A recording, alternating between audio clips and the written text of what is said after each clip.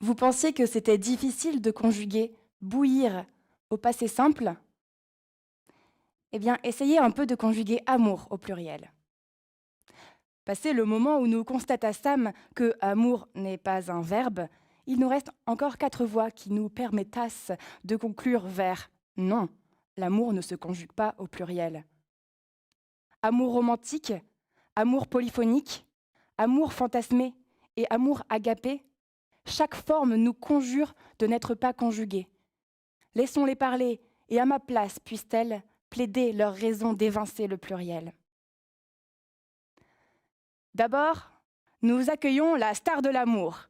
C'est l'amour romantique, l'amoureux de l'amour ou l'amour des amoureux, qui, nous le savons, a coutume de se construire à deux. Vous souvenez-vous de ces fois rares où vous êtes tombés en amour? Tout s'écroule. Le cerveau scrolle en permanence sur la même bouille. Nos habitudes asphyxient comme de petits insectes déphasés. Quand avez-vous plongé comme cela dans une relation, jusqu'au bout de vous, jusqu'à la vive introspection? Je vais vous le dire franchement, j'aime moins le mot conjugué que le mot conjugal. Je vois bien que de nos jours, il y a tant de choix d'amants que l'on se joue beaucoup de l'acte d'engagement. L'amour, c'est offrir à l'autre quelque chose de spécial, la reconnaissance qu'on n'est pas tous et toutes semblables. C'est la plongée profonde dans une altérité. Si on déteste tant entendre une de perdue, 10 de retrouvée, c'est bien parce que ce qui se joue là ne peut être répété. Voilà, cher public, la spécificité de l'amour, un acte long construit au fil des ans et des jours. Il y a un avenir dans ce style dit désuet, qui lie par l'amour le soin et l'attention deux êtres à travers la valse des saisons.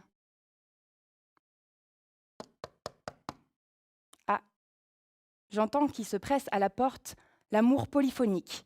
Entendons ce qu'il porte. Il y a un autre modèle que le joug du couple coûte que coûte. L'amour peut aussi nommer cette constellation de liens qui nous attachent à 2, 4, 9 relations.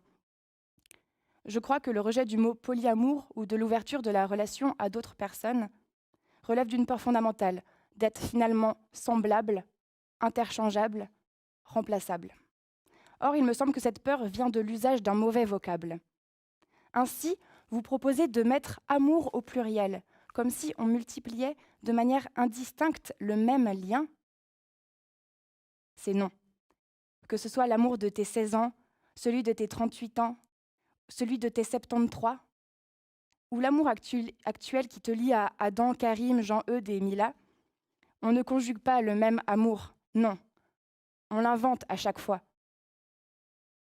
Si bien que ce qui m'autorise à affirmer que l'amour ne se conjugue pas au pluriel, c'est qu'à chaque fois,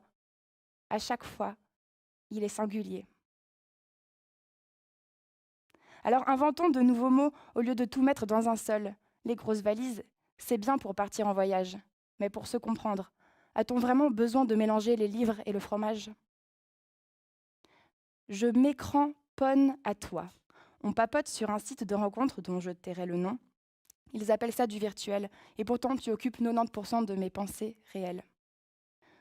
Tu me rêves vulse. Quand je pense à toi, ces petits nuages et samba. Mais dès qu'on en vient aux lèvres, je me dis qu'on ferait mieux de jouer au carioca.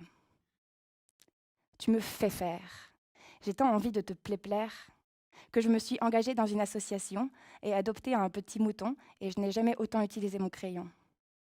On se filiarchitecture. Lien où on construit un amour raisonnable. Fondement, mur porteur, déco, rénovation.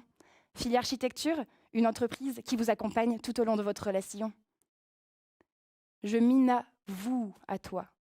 Tu m'attires, et c'est terrible, car je ne suis quand même pas de celles-là qui aiment les personnes qui ont le même genre que soi. Tu me plèches. Bon, celui-là, je crois que j'ai pas besoin d'expliquer. Chut. Mais entendez-vous cette rumeur? C'est l'amour fantasmé et inatteignable. Quid des personnes qui n'ont rien à conjuguer?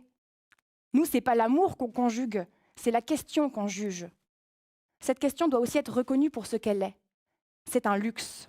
Se demander si on peut multiplier les amours est une insulte quand il y a tant d'abandon et tant de solitude.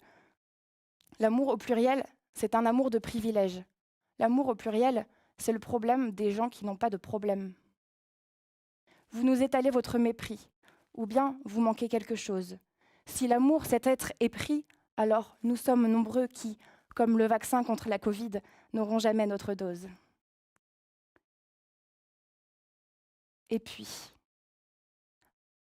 un grand apaisement envahit la pièce. Vous la reconnaissez, qui arrive dans son soleil? C'est l'amour agapé, qui embrasse de ses caresses le proche autant que l'étranger, l'amoureux, l'ami, le voisin, le passant, l'isolé. Elle s'adresse à ses 3 collègues. L'amour se particularise dans les divers liens que nous nouons avec d'autres personnes, liens auxquels il est bon de donner divers noms. Mais n'est-ce pas à l'origine un seul et même élan qui nous anime? L'amour est un soleil, une lumière dont le faisceau rayonne, passe par le soi et puis se donne. L'amour, c'est une immense veste à 10 milliards de manches qui m'unit à vous. C'est une force pour 10 milliards d'âmes, une étoile pour 100 trilliards de jours. L'ignorer, c'est faire reposer notre bonheur dans l'espoir de rencontrer une ou plusieurs âmes sœurs. Mais ce qu'on recherche dans ces liens, n'est-ce pas notre propre pouvoir d'aimer, qui peut certes multiplier les compléments d'objets, mais s'origine toujours dans un seul sujet, la première personne du singulier.